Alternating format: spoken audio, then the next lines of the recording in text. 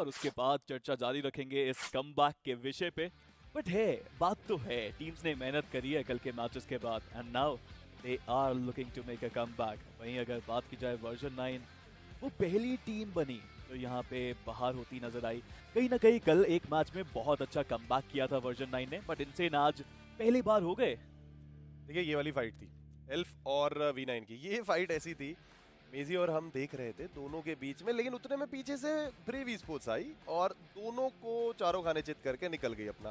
काफी सारे पॉइंट निकाले ब्रेव स्पोर्ट्स ने एंड इवेंचुअली यहाँ पे भी हमें इनसेन स्पोर्ट्स द्वारा एक अच्छा खासा गेम देखने को मिला। X7I एकमात्र खिलाड़ी, मेजी ने मेंशन किया था कि BW के बाकी 3 खिलाड़ी कंपाउंड में है, एक खिलाड़ी यहाँ डिप में कर क्या रहे ये देखिए। फिर वही हो जाता है ना, स्प्लिट लेने के चक्कर में प्लेयर्स कभी ना कभी बैकफुट पे चले जाते हैं। बट आप ब्रेव स्पोर्ट्स की बात कर रहे हैं, जी हाँ, कल हमने बहुत तारीफ करी थी उनकी और आज वैसा ही कुछ प्रदर्शन किया उन्होंने भी।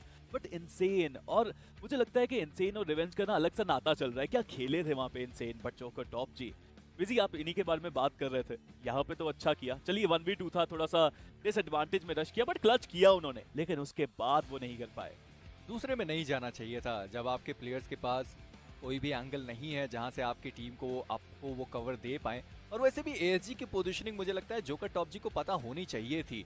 अभी आपके ऊपर से ही तो उन लोगों ने शॉट्स दिए और आप वापस से वो नीचे गए, और नीचे जाके आपने स्कल के जो आरबी स्कल है उन पे आपने शॉट लेना ज्यादा सही समझा। इंस्टेड जो आपके सर के ऊपर खिलाड़ी मौजूद था, और उस चक्कर में जोकर टॉप जी वहां एलिमिनेट हुए। और मैं इनसेन से बात कर भी रहा था कि अगर 4 या 5 अंकों से हैदराबाद हाइड्रास क्वालिफाई नहीं होती तो ये जो 10 प्लेसमेंट पॉइंट आए हैं और जहां वो 15 प्लेसमेंट पॉइंट निकाल सकते थे, बहुत ज्यादा चुभने वाला है। कहीं ना कहीं मुझे लगता है कि टीम हैदराबाद हाइड्रास को कम से कम 3 मैचेस में 40 अंक चाहिए। अगर उनको वो 40-45 अंक मिल जाते हैं तभी मैं मानूंगा कि वो क्वालिफाई करेंगे हाइलाइट्स की तरफ, और देखते हैं किस तरह का एफर्ट टीम्स की तरफ से देखने को मिला। शुरुआत काफी अच्छी हुई थी। हैदराबाद हाइड्रास ने अपने लिए सबसे पहला फ्रैग निकाला था, लॉबी का पहला फ्रैग था, लेकिन उसके बाद यहाँ टीम जॉर्ड के सामने ये खिलाड़ी एएसजी के उड़ते हुए आए थे और हम उस टाइम बड़े अचंभित हुए थे कि ये हुआ तो हुआ क्या, ये गाड़ी है, ये प्लेन है, ये चिड़िया है, ये क्या है। Superman, just kidding. पंछी बनूं उड़ता चलूं, कोशिश तो वही थी उनकी, बट वहां पे वो सक्सेसफुल नहीं हो पाए। वहीं पे अगर बात की जाए एल्फ की, आई थिंक उनका अटैक बहुत बढ़िया रहा, उनका टीम वर्क बहुत बढ़िया रहा, स्पेशली अगर गोहान की बात की जाए। बट रिवेंज एक और बार खराब प्रदर्शन यहाँ पे मेजी। मुझे लगता है कि अब शायद मैं इनसेन की बातों से सहमति दर्ज करूंगा कि शायद अब कुछ नहीं हो सकता, अब बहुत लेट हो गया। अब आखिरी का मुकाबला है सैनहॉक का, और हमें पता है कि सैनहॉक का जब मुकाबला आता है बहुत सारी टीम्स होती हैं जो बूट कैंप जाना पसंद करती हैं और वहां रुकना पसंद करती हैं। और एक बार फिर से बूट, जिस तरीके से डीबीएस का इस्तेमाल अभी तक उन्होंने किया है, और मुझे पता नहीं क्यों लगता है कि 2 से उन्हें बहुत ज्यादा प्यार है। एक बार फिर से 2 ही खिलाड़ियों को उन्होंने डीबीएस से डाउन किया। चलिए बहुत ही शानदार तरीके से क्लच निकालते हैं। मुझे स्किप्स का भी देखा था, बहुत शानदार, उन्होंने भी 2 फ्रैग एक क्लच निकाला था आखिरी स्टेजेस में आके।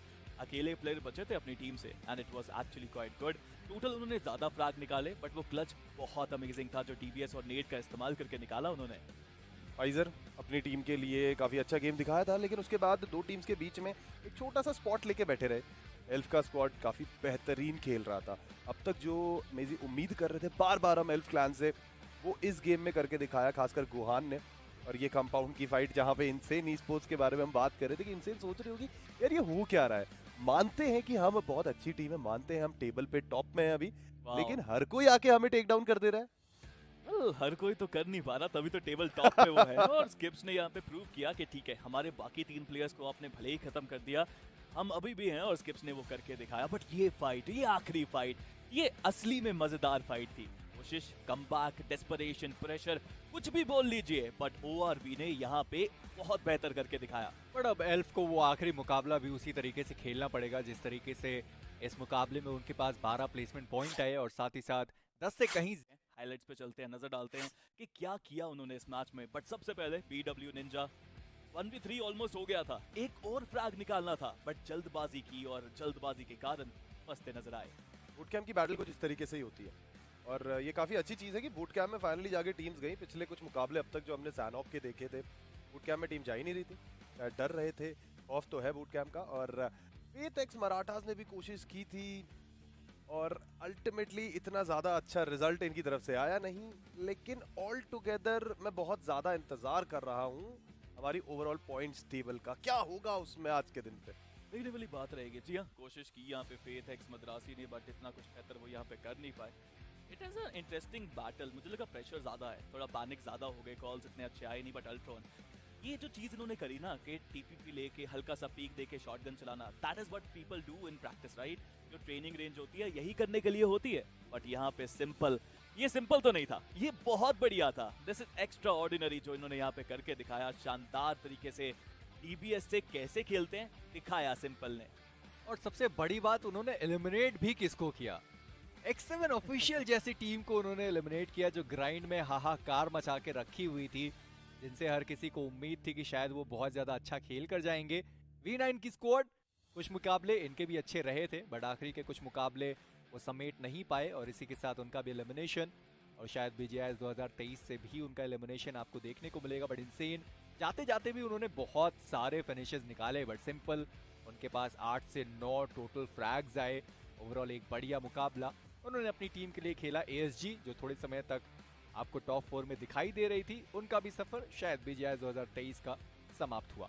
इतना बढ़िया खेला 4 मैचेस के अंदर, फिर आखिरी के 2 मैचेस में मैसअप करते नजर आए। अगर नहीं होती ASG क्वालिफाई, बहुत निराश होंगे आज के प्रदर्शन से, क्योंकि ऑलमोस्ट लग रहा था कि एक पैर है इनका क्वालिफिकेशन में। बट एक चीज तो तय है, Hyderabad hydras, elf clan, ORB ये सब टॉप पे थे। मतलब कट ऑफ मार्क बहुत ऊपर जाने वाला है। देखिए, आप टीम की परफॉर्मेंस की बात कर रहे हैं, लेकिन आपने एक चीज मिस कर दी। ब्रेव स्पोर्ट्स ने पैराडाइज रिजॉर्ट को विन करने के बाद जो बढ़िया सा इमोट किया था सारे खिलाड़ियों ने मिलकर, दैट वाज रियली अमेजिंग। वो इनका वॉर क्राई था। बट अभी ये मुकाबला अंत में एक ट्रिपल थ्रेट मुकाबला हो चुका था।